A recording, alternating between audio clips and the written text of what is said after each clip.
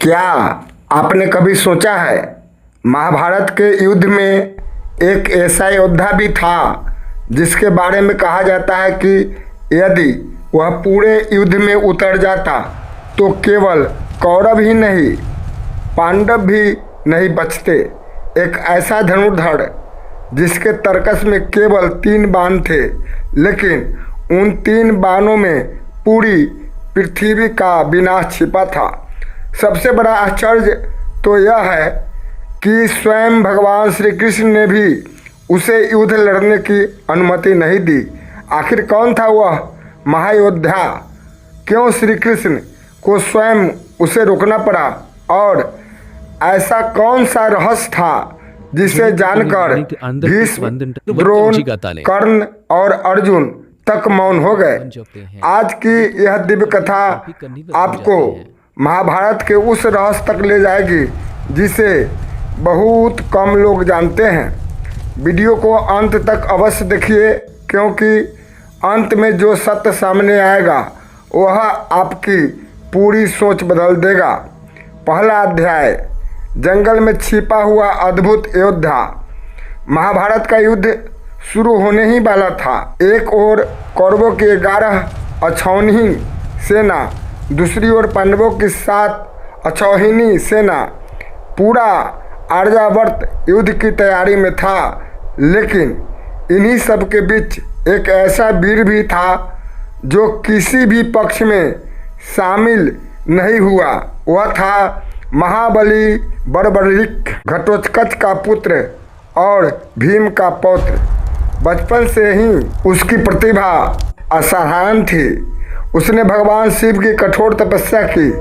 वर्षों की तपस्या के बाद महादेव प्रकट हुए।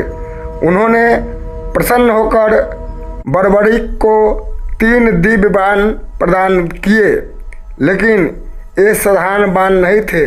पहला बाण जिसे भी वह नष्ट करना चाहता उसे चिन्हित कर देता, दूसरा बाण जिसे बचाना चाहता उसे सुरक्षित कर देता, और तीसरा बाण पहले बाण द्वारा चिन्हित प्रत्येक वस्तु का विनाश कर फिर वापस तर्कस में लौट आता। इन 3 बाणों के सामने किसी भी सेना का अस्तित्व केवल कुछ क्षणों का था। दूसरा अध्याय, श्री कृष्ण की चिंता। जब श्री कृष्ण को इस अद्भुत शक्ति का पता चला, वे गहरे विचार में पड़ गए।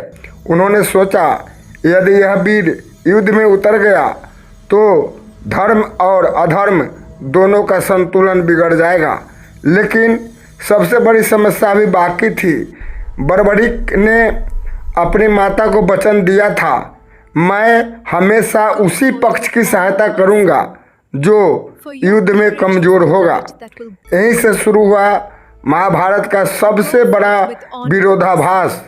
यदि वह पांडवों की सहायता करता तो कौरव कमजोर हो जाते, फिर वह कौरवों का साथ देता, फिर पांडव कमजोर हो जाते, और यह क्रम कभी समाप्त नहीं होता। अंत में पूरा कुरुक्षेत्र खाली हो जाता, केवल बर्बरीक ही जीवित बचता। तीसरा अध्याय, ब्राह्मण के भेष में श्री कृष्ण। युद्ध प्रारंभ होने से पहले श्री कृष्ण एक साधारण ब्राह्मण का भेष धारण कर बर्बरीक के पास पहुंचे। उन्होंने मुस्कुराकर पूछा, वीर, तुम्हारे पास केवल 3 बाण है, क्या इन्हीं से युद्ध जीत लोगे? बर्बरीक मुस्कुराया। उसने कहा, 3 नहीं, 1 बाण ही पर्याप्त है। ब्राह्मण ने उसकी परीक्षा लेने का निश्चय किया। उन्होंने सामने खड़े विशाल पीपल के वृक्ष की ओर संकेत किया, यदि तुम्हारी बात सत्य है तो इन सभी पत्तों को भेद कर दिखाओ। बर्बरीक ने ध्यान लगाया और पहला बाण छोड़ दिया। अगले ही क्षण बाण बिजली की गति से निकला, पेड़ के हर पत्ते को स्पर्श करता चला गया। लेकिन तभी श्री कृष्ण ने एक पत्ता चुपचाप अपने पैर के नीचे दबा लिया। कुछ ही क्षण बाद बाण वापस लौटने के बजाय श्री कृष्ण के चरणों के चारों ओर घूमने लगा। बर्बरीक ने विनम्रता से कहा, ब्राह्मण देव, कृपा अपना चरण हटा दीजिए, अन्यथा बाण आपके पैर को भी भेद देगा। श्री कृष्ण समझ चुके थे यह कोई साधारण योद्धा नहीं। चौथा अध्याय, सबसे कठिन निर्णय। अब श्री कृष्ण ने अपना वास्तविक रूप प्रकट किया।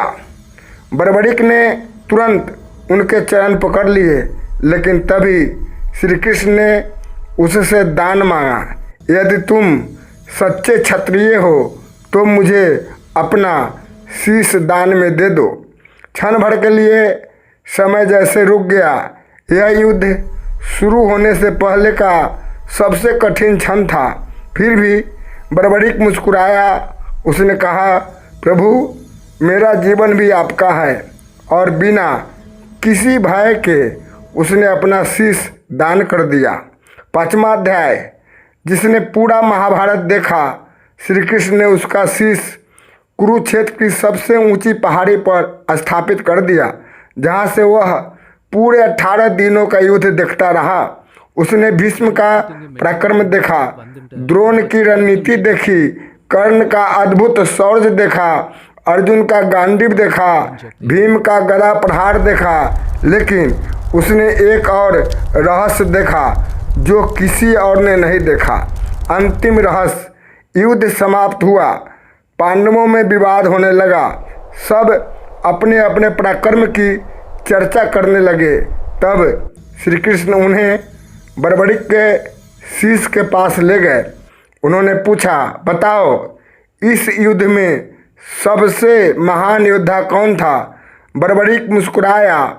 उसने उत्तर दिया, मैंने पूरे युद्ध में केवल एक ही शक्ति को लड़ते देखा।